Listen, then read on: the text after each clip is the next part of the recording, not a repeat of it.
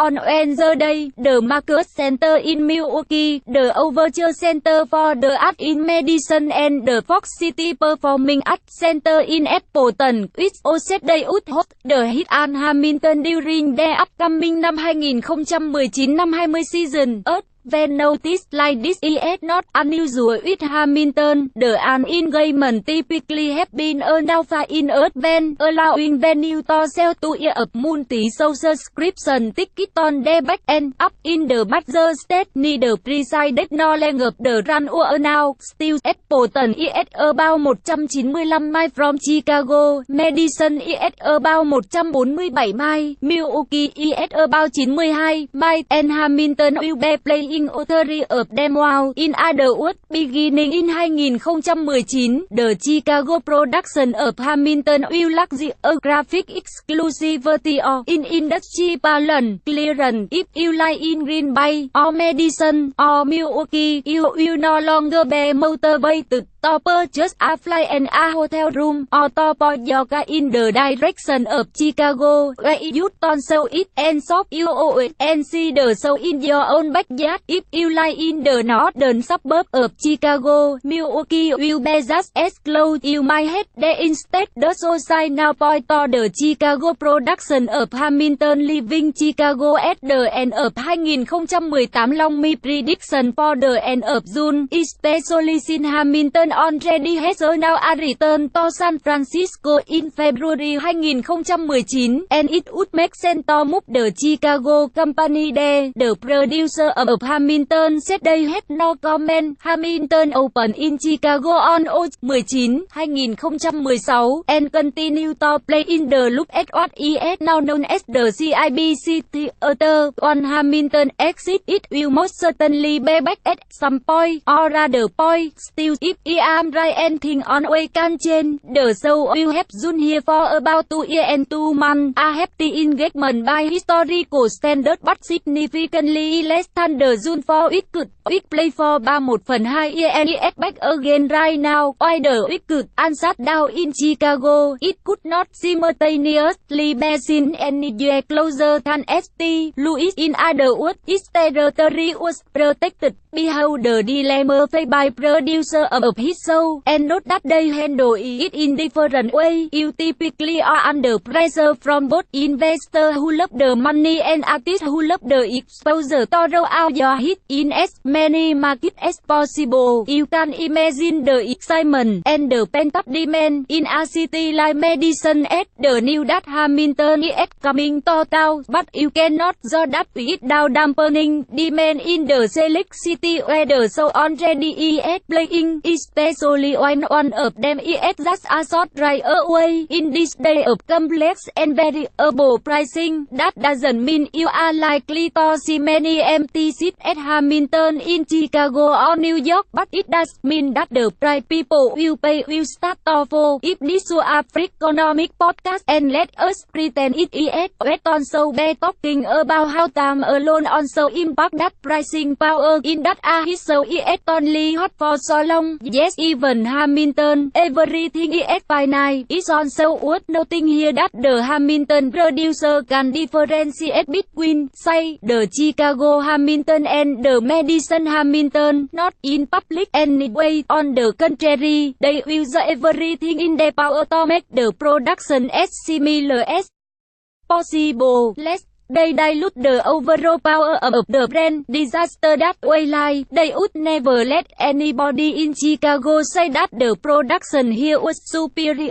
On the contrary, they all do everything in their power to stop any such comparison. Just Hamilton has to be Hamilton, a game in every city. On the other hand, note that Hamilton is scalable, as the economists say, but only modestly so. Bruce Springsteen and Taylor Swift, who draw the boat, are not scalable at all. They have to be there in person for there to be a show. You got to get to New York to see the boss, and if he move at all, he won't be blanketing the state of Wisconsin. Believe me, there has been much social media chatter about reduced demand for Swift's upcoming stadium tour due to the new hassle involved in buying a ticket and the high prices, so it doesn't make sense economically Italy, for sweep to the two consecutive June so at so the field in Chicago, set be better, doing one here and then one in Parkland, but then set have to move and that expensive and open for her. Fascinatingly, there was a recent report in the New York press that Ticketmaster, with ES using its new verified fan scheme for sweep as it does for Hamilton. This pen internet reseller bursting plan involved advancing up and virtual at least was asking people to buy some kind of sweeping kit to gain a better play in a line they could not see. Incredible hubris. No wonder there was a backlash. It's not an individual, but Hamilton still is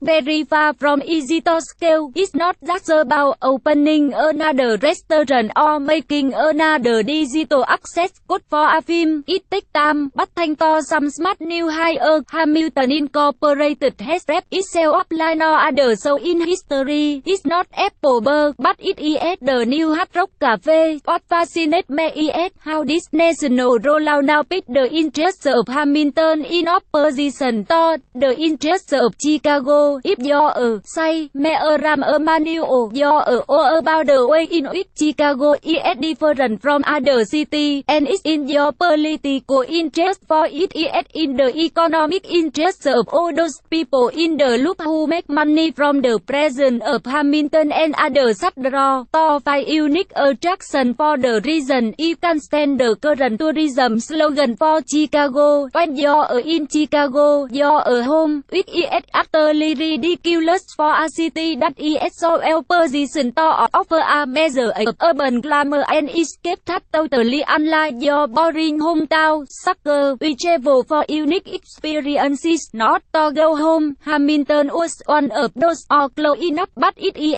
coming to an end. Hamilton, you will not be surprised to know, has made a small fortune in Chicago. If it lives anything, it will have made well over $250 million at the box office in this city alone. A project this has been as good for the city as for the producer, not to mention the artist. So no hard feeling here over the recent holiday week. Sources say Hamilton grossed in excess of $3 million, and especially remarkably single week fit given that the CIBC Theater has fewer seats than the other big venue under Broadway in Chicago. Control people were paying a lot of money to see a great show at time that work for them, but sales are slowing.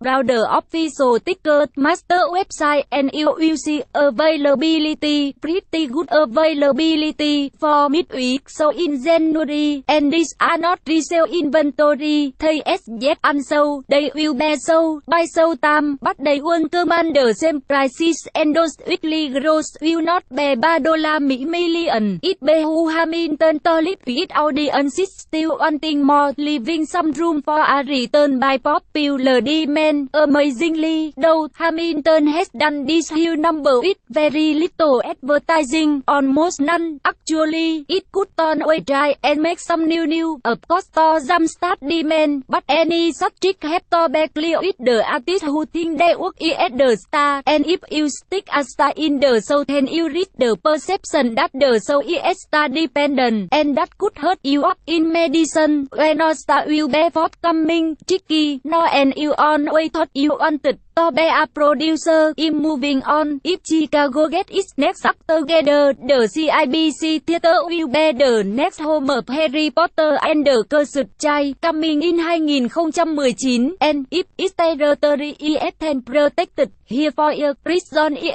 a tribune CRITIC.CJONES 5a.CACAGOTRIBUNE.COMA critic go to Hamilton, Lin-Manuel Miranda freestyle while Chris John beatbox in Chicago, Hamilton in Chicago, read order theater look coverage.